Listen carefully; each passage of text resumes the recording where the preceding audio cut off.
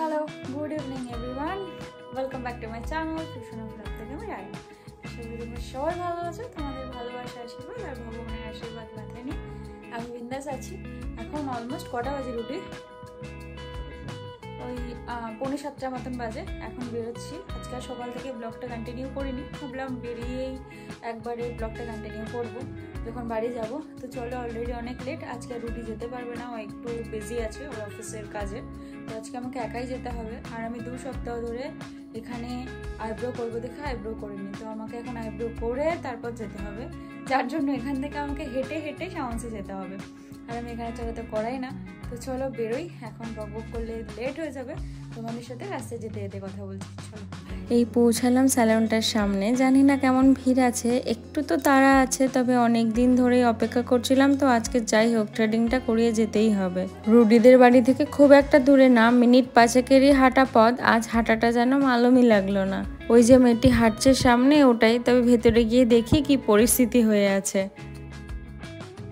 বেরিয়ে গেলাম, হয়ে গেছে থ্রেডিং করা। আসলে এইখানকার একটা পার্টিকুলার দিদি আছে, ওকে ছাড়া আমি একদম থ্রেডিং করাতে পছন্দ করি না। এই স্যালনে এই দিদিটার হাতে থ্রেডিং করার জন্য মানুষ 1 ঘন্টা 1.5 ঘন্টাও বসে রয়েছেন। যদি এই দিদিটা এখানে না থাকে, বাইরে কোথাও থাকে, তাহলে সবাই বসে থাকে কখন দিদি আসবে, তারপরে থ্রেডিং করানো হবে। এত সুন্দর নিখুঁত পারফেক্ট কাজ ওর। ট্রেনে উঠে এতক্ষণে সুযোগ পেলাম তোমাদের কাছে আসতে, তবে এত মারাত্মক ভিড় যে স্যান্ডউইচ হওয়ার জোগাড়। প্রতিদিন এই ট্রেনে যাতায়াত করার জন্য একটা বড় ওয়ার্কআউটের সমান। যাই হোক, আজ ভাগ্যটা ভালো ছিল, তাই ট্রেনে উঠেই বসার জায়গা পেয়ে গেছি। এত ভিড়ের মধ্যেও যে এই সিটটা আমার জন্য বরাদ্দ ছিল, সেটাই অনেক। তবে বসেও কি শান্তি আছে? সামনেই আসা বড় বড় লোকগুলো এমন ভাবে গায়ের ওপর হুমড়ি খেয়ে পড়ে, মনে হয় এর থেকে দাঁড়িয়ে চলে যাওয়া অনেক ভালো। এত প্রতীক্ষার পর এবার নামার পালা। তবে এই সময়টা ওদের বাড়ি থেকে বেরোলে একটাই ভালো হয়, যে ওঠার সময় একটু কষ্ট হলেও ব্যারাকপুরের পর থেকে মোটামুটি হালকাই হয়ে যায়। তবে এখনই ট্রেন থেকে নেমে দৌড়ানোর পালা, কে কার আগে অটো ধরতে পারবে। রাস্তায় বেরিয়ে ট্রেন বাস অটো যাতেই চাপতে চাই, নিজের জায়গা পাওয়ার জন্য ছুটে যেতেই হয় রীতিমতো। তবে অটোর আবার কি অবস্থা হয়ে আছে কে জানে। আমাদের এখানে তো রাস্তার যা বাজে কন্ডিশন, তাতে সামনে বসে যেতে তো আমি একদমই রিস্ক পাই না। দরকার পড়লে এখন একটা অটো ছেড়ে আরেকটা অটোতে যেতে হবে। যাই হোক, স্টেশনে ঢুকে গেছে, এখন নামি। এই জাস্ট আজকে বাড়িতে আসলাম। তবে আজকে ডেটে তো খুব বৃষ্টি হওয়ার কথা ছিল, একটু ভয়ই পাচ্ছিলাম যে বিকেলের দিকে বৃষ্টি হলে আমি আসতে পারবো কিনা। আর আজকে আমার বাড়িতে আসাটা খুব নেসেসারি ছিল, তাই যাই হোক ওয়েদার আমাকে সাথ দিয়েছে। তবে বিভৎস গরম আর ট্রেনে বিভৎস ভিড়। বিভৎস মানে বিভৎস, পুরো চেপটে গেছিলাম।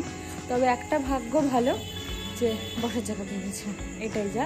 যাই হোক, এই বাড়িতে ঢুকলাম, এবার ফ্রেশ হবো, তারপরে বাকি কথা। পাচ্ছি না, কি গরম ভাই, গরমে পাগলা হয়ে যাবো পুরো। গরমকালটা তো যায় না, বরঞ্চ গরমকালের মেয়াদ দিনের পর দিন বেড়ে চলেছে।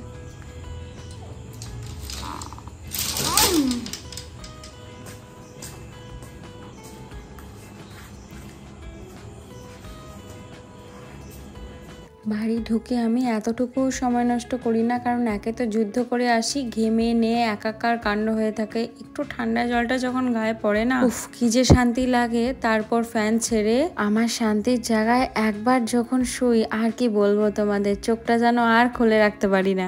খুব একটা কিছু জার্নি কিন্তু না, কিন্তু এই আসা যাওয়ার একটা ধকল তো থাকে। তা একবার শুলে মনে হয় সমস্ত টায়ার্ড যেন আমার এই বেড বালি সমস্ত টেনে নিয়ে যায় ওদের কাছে। অনেকদিন আগেই ভাইকে দিয়ে একটা চিপস আনিয়ে রেখেছিলাম, সেটা খোলাও হয়নি। আর আমি বাড়িতে এখন চিপসটা বেশি রাখি না, কারণ আমি চিপস খেতে এত ভালোবাসি, ওটা যদি ঘরে একটা প্যাকেটও থাকে 2 থেকে 3 দিন, এর বেশি যায় না। তাই ঘরে এনে সবসময় রাখিও না। তবে এটা তো অনেকদিন থেকেই রয়েছে, খাওয়া হচ্ছে না। আর এখন একটু চটপাটা কিছু খেতেও ইচ্ছা করছে। ভাতটা এখন খাবো না, মা আর বাবার সাথে একসাথে খাবো। বাবা আসতে একটু দেরিই আছে, ততক্ষণে ভাবলাম এটা খেয়ে মনটা একটু শান্তি করি। আর আমার কিছু পেন্ডিং কাজ পড়ে রয়েছে, ভাবছি সেগুলো একটু করি বসে বসে। এখন প্রায় 11টা মতন বাজে। এখন বসলাম ডিনার নিয়ে। আজকে তো থার্সডে, আমাদের বাড়িতে ডিম হয়। তবে মেনুতে মোচা দিয়ে ডালের বড়া দিয়ে ছিল, এদিকে ডিমটাকে মা কারি করেছে, আর ওদিকে মোচার বড়া রয়েছে। ওই বাড়িতে রুটি মোচা এনেছিল, আমাকে জিজ্ঞেসও করেছিল খাই কিনা, তবে সময় সাপেক্ষ তো অনেক, খোলা, তাই আমি আজকে বারণই করেছিলাম মোচাটা করতে। ভালোই হলো, খাওয়া হয়ে গেল। আমাদের খাওয়া দাওয়া শেষ। তবে মায়ের তো কিছু ছানাপোনা আছে, তারা তো আবার মায়ের দিকে চেয়ে একদম অধীর আগ্রহে বসে থাকে কখন মা গরম গরম রুটিটা করে ওদের মুখের সামনে দেবে। আসলে না, মা আগে একবারেই রুটি করে ফেলতো। যখন বাবার জন্য রুটি করতো তখন একবারেই 4টে রুটি, কখনো 5টা রুটি একবারেই করে ফেলতো, কিন্তু এখন খাওয়া দাওয়া কমপ্লিট করে তারপরেই রুটি করে।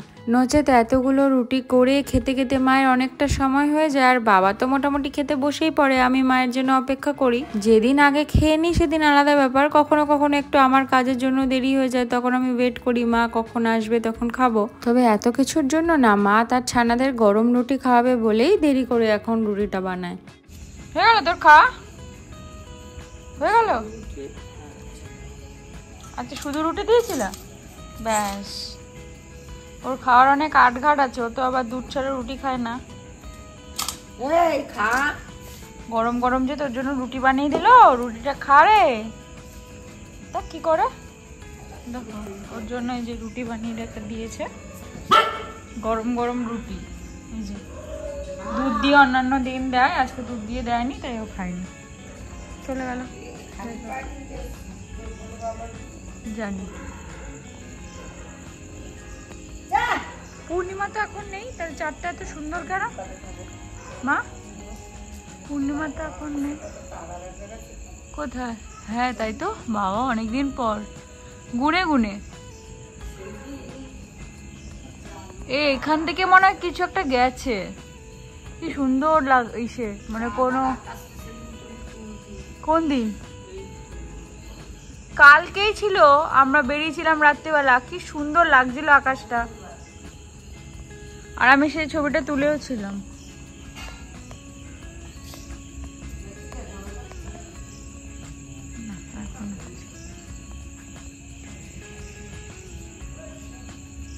এই যে আমাদের গোপলাপুরো, সে তো আবার তার সময় ঘুমিয়ে পড়ে, এদিকে আমার জন্য অপেক্ষাও করবে না, আবার তাকে যদি তোমাদের সাথে দেখাও না করায় তাহলে গোসা করে বসে থাকবে। সে ঘুমিয়ে থাকুক আর বসে থাকুক, তাকে বাড়ি আসার পর একবার দেখা করাতেই হবে, নাহলে সকালবেলা ঘুম থেকে উঠার পরই তার মুখের থেকে হাসি সমস্ত চলে যায়। সারাদিনের এই ধকল নেওয়ার পর এবার একটুখানি নিজের যত্নের পালা। আজ এই ঘরে আসলাম, একটু একেবারে সামনেই সমস্ত কিছু করে ওই ঘরে গিয়ে শুয়ে পড়বো।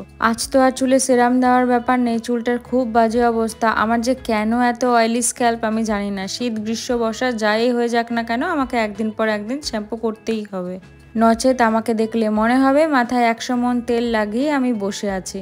একদিনের জন্যই গেছি আর চলেই আসবো, তাই আর আমি কষ্ট করে আমার শ্যাম্পুটা বয়ে বয়ে নিয়ে যাইনি, কারণ বোতলটা তো একটু ভারী, ব্যাগটা ভারী হয়ে যাবে। কিন্তু আমার চুল তো আর আমার কথা শুনবে না, কি আর বলবো, এমন চিপচিপে হয়ে আছে আর চুল আশ্রাচ্ছে, এক গাদা খানিক চুল উঠছে। ওখানে না আমি ভাবছি একটা শ্যাম্পু কিনেই রাখবো, কারণ বারবার এই টানা হিচড়া করাটা না বড় বিপত্তির ব্যাপার। আর আমার এখন একটা নতুন নেশা হয়েছে যে সারাদিনে যাই হয়ে যাক না কেন, রাত্রে একটু স্কিন কেয়ারটা করে না আসলে যেন আমার মনে শান্তি আসে না। প্রতিদিন তো এই ব্যাগটা মাই খোলে, তো আজকে ভাবলাম এই ইম্পর্টেন্ট কাজটা আমিই করি। জায়গায় তো খুব নেসেসারি কিছু থাকে না, যে আমার পার্স, আমার প্যান্ট, এটা পরা হয়নি, রুমাল, এটা যে সুস্থ বাড়িতে এসেছে এটাই অনেক, কারণ আমার তো রুমাল থাকে না। আগেরবার যখন বাড়ি এসেছিলাম রুমাল অলরেডি একটা হারিয়ে গেছে, এত রুমাল কিনেছিলাম, এখন মনে গুনে গানে এই 5-6টা মতন পড়ে আছে। আমার মতন রুমাল আমি কাউকে হারাতে নেই। আচ্ছা, এবার বুঝলাম পিঁপড়েটা কোথা থেকে আসছে। আজকে আসার পর থেকে দেখছি আমাকে খুব পিঁপড়ে কাটছে। আমি বুঝতেই পারছিলাম না যে পিঁপড়েটা এক্স্যাক্টলি আসছেটা কোথা থেকে। এই যে মার্জনাটা এইটা আর এটা নিয়ে এসছি, এর ভেতর থেকেই পিঁপড়েগুলো বেরোচ্ছে, কারণ এর ভেতরে আমি একটা পিঁপড়ে দেখেছি। আসার পর থেকে দেখি সারা গায়ে আমার সবসময় পিঁপড়ে ঘুরেই বেড়াচ্ছে।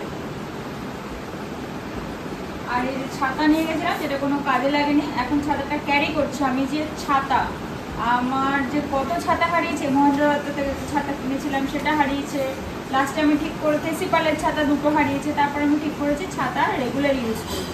এই ছাতাটা এত সুন্দর, দিদুর মাকে কিনে দিয়েছে, এখন খুললে আমি ভাঁজ করতে পারবো না, পরে কখনো একদিন খুলে তোমাদের দেখাবো। বললাম না, ঢোকাতেই পারছি না ঠিকঠাক ভাবে, আর ভাঁজ কর নষ্ট হয়ে যাবে, থাক মায়ে একটা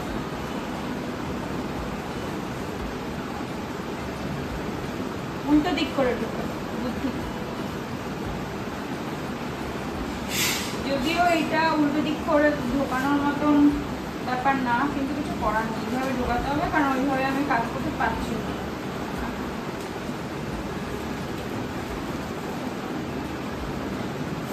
আজকে আমি তাড়াতাড়ি ঘুমিয়ে পড়বো, কারণ আমার আজকে একটু এনার্জি নেই, কালকে সকালে উঠে এডিট করবো, কারণ আজকে আমার খুব ঘুম পাচ্ছে। ট্রেনে তো প্রায় ঘুমিয়ে পড়ছিলাম, এত ভিড়, এত গরম। আমি দেখেছি ট্রেনে যখন ঠান্ডা ঠান্ডা হাওয়া দেবে তখন ঘুম পায় না, যখন একটু গরম গরম হাওয়া দেবে তখন ঘুম পায়। আজকে এত ভিড় ছিল, এত ভিড় ছিল, তার মধ্যে কখন এরম এরম এরম এরম হচ্ছিল। এই আর এই যে এটা তো আমার সবসময় সঙ্গী, ওখানে গেলে নিয়ে যাই। আর আমি আইব্রো করতে গেছিলাম, সেখান থেকে আমার একটা বটল দিয়েছিল, জলটা খেয়ে ফেলি। এই জলটা দিয়েছিল দেখে আমার কাছে জল কিনতে হয়নি। আর হচ্ছে এই যে আমার কিছু মেকআপ কিটস থাকে, মানে সব যখন আমি ওদের বাড়িতে একদিনের জন্য যাই এই জিনিসটা নিয়ে যাই। তবে একটা জিনিস কি, আমার এবার শ্যাম্পু নিয়ে যাওয়া উচিত ছিল, সেটা নিয়ে নিয়ে একদিনের জন্য গেছিলাম দেখে আর নিয়ে, ব্যাস ব্যাগ পুরো ফাঁকা। ব্যাগ থেকে জায়গায় রেখেছি। বেড টেড গোছানোর পালা, এবার ঘুমাতে হবে। আর আমি না রাত্রেবেলা এখন বেড না ঝেড়ে একদম ঘুমাতে পারি না। তবে যাই হোক, আজ এখান থেকে ভিডিওটা শেষ করছি। কাল আবার একটা নতুন ভিডিওতে তোমাদের সাথে দেখা হবে। ততক্ষণ তোমরা ভালো থেকো, সুস্থ থেকো, সাবধানে থেকো। আর পুরো ভিডিওটা ভালো লাগলে একটা লাইক করে দিও। ভিডিওটা দেখে একটু কমেন্ট করে জানিও কেমন লাগলো। তবে আজকের মতন আসি, কাউকে আর দেরি করে জাগিয়ে রাখবো না। টাটা।